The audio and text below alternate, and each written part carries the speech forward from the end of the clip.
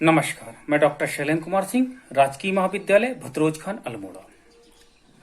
आज का हमारा मुख्य विषय है गणितीय अर्थशास्त्र के द्वितीय भाग के अंतर्गत वास्तव में फर्म के संतुलन का अध्ययन करना। हमने इसके प्रथम भाग में एक फर्म के मांग वक्र एवं लागत वक्रों के सहयोग से 4 प्रमुख बिंदुओं का अध्ययन किया।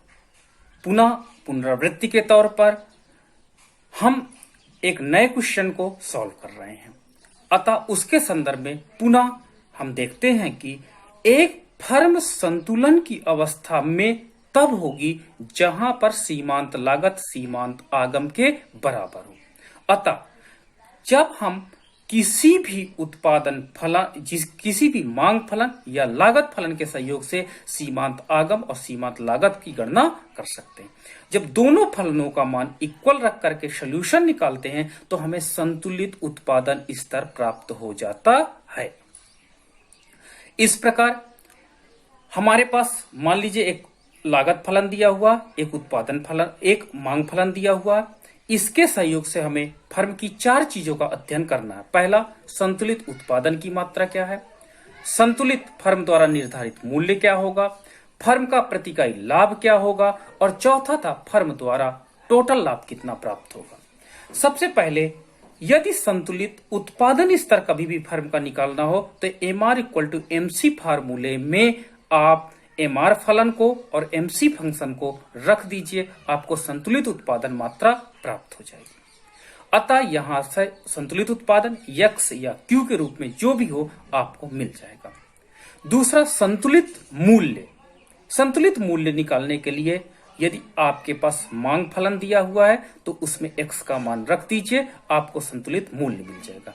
यदि आपके पास मांग फलन नहीं है तो कुल आगम वक्र होगा या AR वक्र होगा।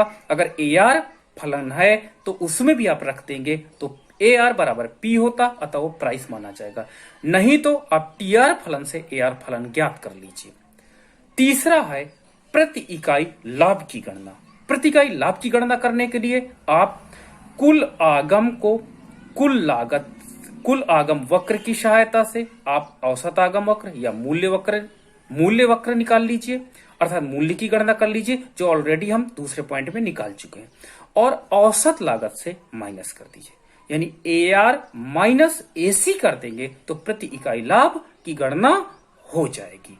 यानी प्रति इकाई लाभ बराबर AR माइनस AC, यानी कितना मूल्य है और उसकी कितनी लागत है, प्रति इकाई लागत, दोनों को घटा दीजिए, प्रति इकाई लाभ की गणना हो जाएगी। और कुल लाभ प्राप्त करने के लिए प्रति इकाई लाभ जो अभी हमने निकाला, प्रति इकाई लाभ को उत्पादन की इकाइयां प्रथम को यदि हम थर्ड से मल्टीप्लाई कर देंगे तो हमें चौथा कुल लाभ प्राप्त हो जाएगा। आइए एक एग्जाम्पल के माध्यम से इसे हम और स्पष्ट करते हैं।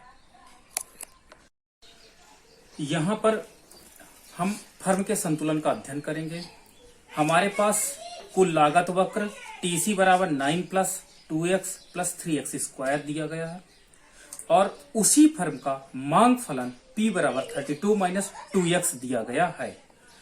हमें ज्ञात करना सबसे पहले आउटपुट लेवल। फर्म संतुलन में कितना उत्पादन करेगी, फर्म द्वारा जो उत्पादित वस्तु है उसका मूल्य क्या रखेगी, फर्म द्वारा प्राप्त प्रति इकाई लाभ क्या होगा, और चौथा है फर्म का कुल लाभ क्या होगा। आइए हम क्रम से चारों प्रश्नों का आंसर देते हैं। सबसे पहले संतुलित उत्पादन की स्तर की गणना करने के लिए हम जानते हैं कि जहां पर फर्म का मार्जिनल रेवेन्यू मार्जिनल कॉस्ट दोनों बराबर हो जाता है वहां पर फर्म संतुलन में होता है। मार्जिनल रेवेन्यू निकालने के लिए सबसे पहले हम मांग फलन से TR फलन बनाएंगे और TR फलन का अवकलन करने के बाद हम MR फलन ज्ञात कर लेंगे। हमारे पास P बराबर 32 - 2x दिया हुआ है, ये मांग फलन है। TR बराबर P × X होता है, P का मान रख देते हैं 32 - 2x और इसमें x का गुणा कर देते हैं तो हमारे पास 32x - 2x स्क्वायर, ये हमारे पास कुल आगम वक्र मिल जाएगा, कुल आगम फलन है। अब कुल आगम को x के सापेक्ष यदि हम अवकलन कर देते हैं तो अवकलन करने के परिणाम स्वरूप मार्जिनल रेवेन्यू फंक्शन हमें प्राप्त हो जाएगा। हमने यहाँ पर डायरेक्ट मेथड का प्रयोग किया है। अतः 32 माइनस 4x ये हमारे पास मार्जिनल रेवेन्यू होगी।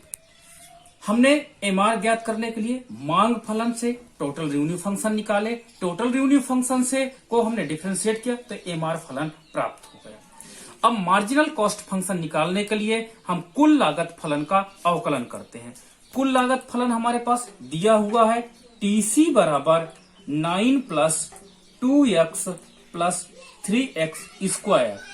जब हम इसको x के सापेक्ष अवकलित करते हैं तो हमारे पास निम्न फलन सीमांत लागत फलन ज्ञात हो जाता है, जिसमें है हमारे पास 2 प्लस 6x ये हमारे पास सीमांत लागत फलन है। जब हमने सीमांत आगम और सीमांत लागत दोनों फलनों को value MR equal to MC में रख देते तो वह संतुलित आउटपुट प्राप्त हो जाएगा। अतः एमआर इक्वल टू एमसी बराबर हमारे पास हो जाएगा 32 minus 4x equal to 2 plus 6x minus 4x minus 6x equal to 32 minus 32 plus 2। अतः हमें माइनस 10x बराबर माइनस 30, माइनस से माइनस कैंसिल, x बराबर 3।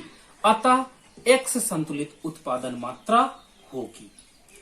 अब हम यदि x का मान मांग फलन में रख दें तो हमें संतुलित मूल्य प्राप्त हो जाएगा। अतः प्रश्न नंबर 2 का आंसर प्राप्त करने के लिए मांग फलन p बराबर 32 माइनस 2x में x का मान रखते हैं। x बराबर 3 जो हमें अभी संतुलित उत्पादन प्राप्त हुआ उसका मान रखते हैं। तो p बराबर 32 माइनस 2 इंटू 3, अतः p बराबर 32 माइनस 6, p बराबर हमें 26 प्राप्त हो जाता है। अर्थात फर्म द्वारा उत्पादित वस्तु का मूल्य 26 होगा। अतः हमारे दो प्रश्नों का आंसर मिल जाता है। संतुलित उत्पादन की मात्रा 3 इकाई है, उसके द्वारा वास्तव में जो मूल्य रखा जाता है अपनी वस्तु का वो 26 रुपए पर यूनिट है। अब हमारे पास तीसरे प्रश्न का आंसर प्राप्त करने के लिए प्रति इकाई लाभ। हम जानते हैं कि प्रति इकाई लाभ निकालने के लिए AR माइनस AC होता है।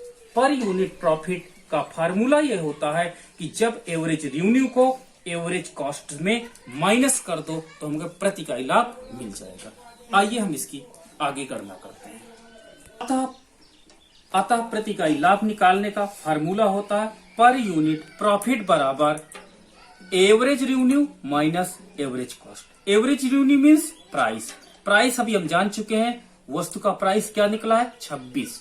अब हमारे पास समस्या है कि एवरेज कॉस्ट की हम गणना करते हैं। एवरेज कॉस्ट की गणना करने के लिए AC बराबर TC by X। Total cost function हमारे पास दिया हुआ पहले की 9 plus 2x plus 3x square, x से डिवाइड कर देते हैं तो हमारे पास 9 upon x plus 2 plus 3x ये हमारे पास AC फलन प्राप्त हुआ। AC फलन में यदि हम x का मान 3 रख दें तो हमें AC न्यूमेरिक नंबर के रूप में मिल जाएगा। तो 9 upon 3 plus 2 plus 3 into 3 means 3 plus 2 plus 9 हमारे पास हो जाएगा 14।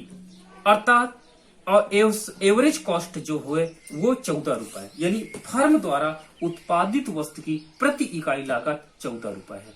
मिलने वाला मूल्य कितना है 26 रुपए। 26 रुपए से यदि हम 14 रुपए घटा देते हैं तो हमें पर यूनिट प्रॉफिट मिल जाता है, जो यहाँ पर 12 रुपए पर यूनिट प्रॉफिट प्राप्त हुआ। अतः 12 रुपए पर यूनिट प्रॉफिट होगा। फर्म को प्रत्येक एक यूनिट से 12 रुपए मिलेगा। अब हमारे पास चौथा प्रश्न है। चौथे प्रश्न के लिए हम ये कहते हैं टोटल प्रॉफिट प्राप्त करने के लिए पर यूनिट प्रॉफिट को उत्पादन की इकाइयों से गुणा कर दीजिए। हमने प्रति इकाई लाभ कितना निकाला 12। उत्पादन की इकाइयां कितनी थी 3 इकाइयां थी, अतः 3 का गुणा कर देते हैं 36। अतः फर्म को होने वाला टोटल प्रॉफिट कितना होगा 36। इस प्रकार हम मैथमेटिकल मेथड से उपर्युक्त चारों प्रश्नों का आंसर आसानी से दे सकते हैं। धन्यवाद।